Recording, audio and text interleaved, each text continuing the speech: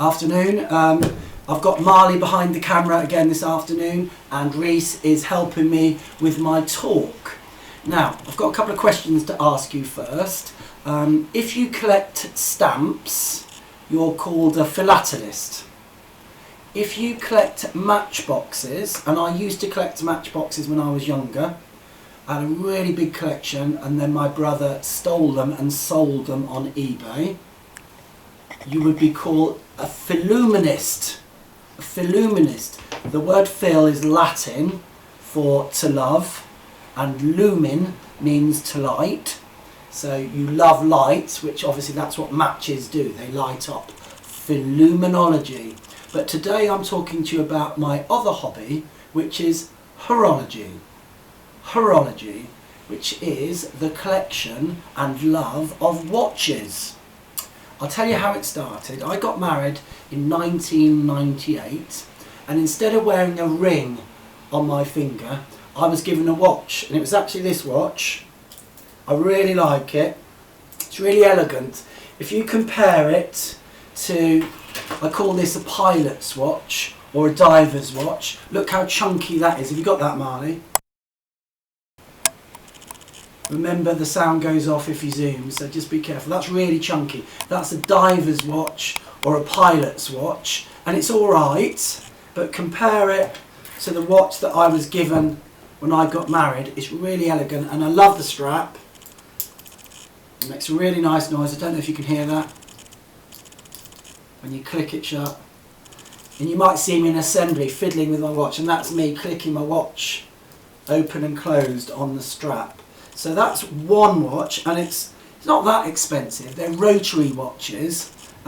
This one probably costs a bit more, but the watches that I'm about to show you, and I've got 5 of them, cost between £20 and £50.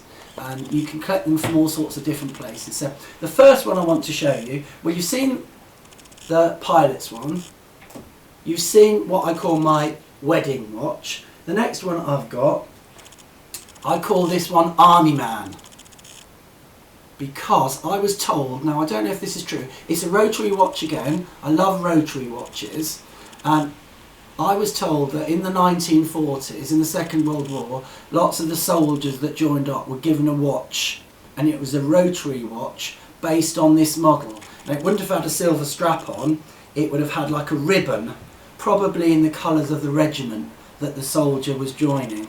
So I really like that one. It doesn't work at the moment because I've probably worn them too much and they get really dirty and clogged up. But that's my army watch. I really like it. It's one of my favourites. I did change it from the ribbon to the silver strand, but perhaps I should have kept it with the ribbon on. So that's one of my watches. The next one, this is the smallest watch in my collection, and some people say it's feminine. Do you know what feminine means? Girly. Some people say it's a girl's watch, and they say that because it's small, really, but it was I think sold originally as a unisex watch, which means it's a watch that you can wear if you're a boy or a girl. It's really nice. It still works, but it is tiny. And just again, compare that to the pilot's watch. Really big and chunky, really small. So that's what I call my unisex watch. Again, it's a rotary one. Probably dates to, I'm thinking probably in the 1950s. The next one, now this is rather special. This is a gold one. Again, it's a rotary watch, and I call this one R59. So if I'm going out, I say, well, which watch shall I wear? Shall I wear my unisex watch? Shall I wear my Army Man watch? Or shall I wear R59? And that's because on the back of it, I don't think you'll be able to see it with the engraving on the back, and it was given to a chap that retired on the 5th of March 1959. In 1959. So I call it R for retirement 59. And again, it's one of my favourites because it's got a gold casing. Well, it's not solid gold, it's a gold coloured casing. So that's R59. The next one I've got, it's the last of my rotary watches. I've got lots more at home, but It's the last of the watches that I've bought in today.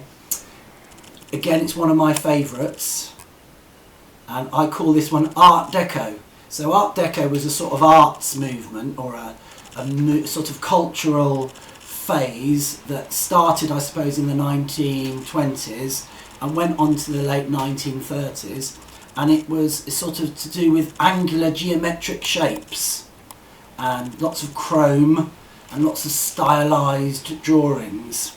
And this is my Art Deco watch. Reese, if you just get me that, do you see the pen, the brass pen holder in the corner on the windowsill, other side? Yeah, just bring that one in, yeah. So I really like it. It is very Art Deco, and as is this sort of angular pen holder. It's the same style. It's got some sort of very sharp edges, and it's quite stylised, and I think it sort of matches the watch.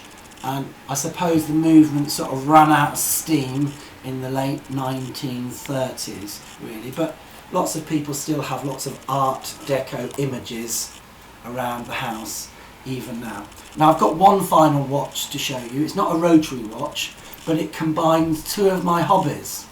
Horology. What was horology? Watches. Watch collecting with another one of my hobbies, which is Elvis memorabilia. I like to collect all things Elvis. So this special tin, can you see that? That's got Elvis on the front of it, and it's inside it. A watch. A watch, but not any old watch. It's a Elvis watch. It's an Elvis watch, and it's got, actually it's a pretty poor picture of Elvis right on the dial. Can you see that?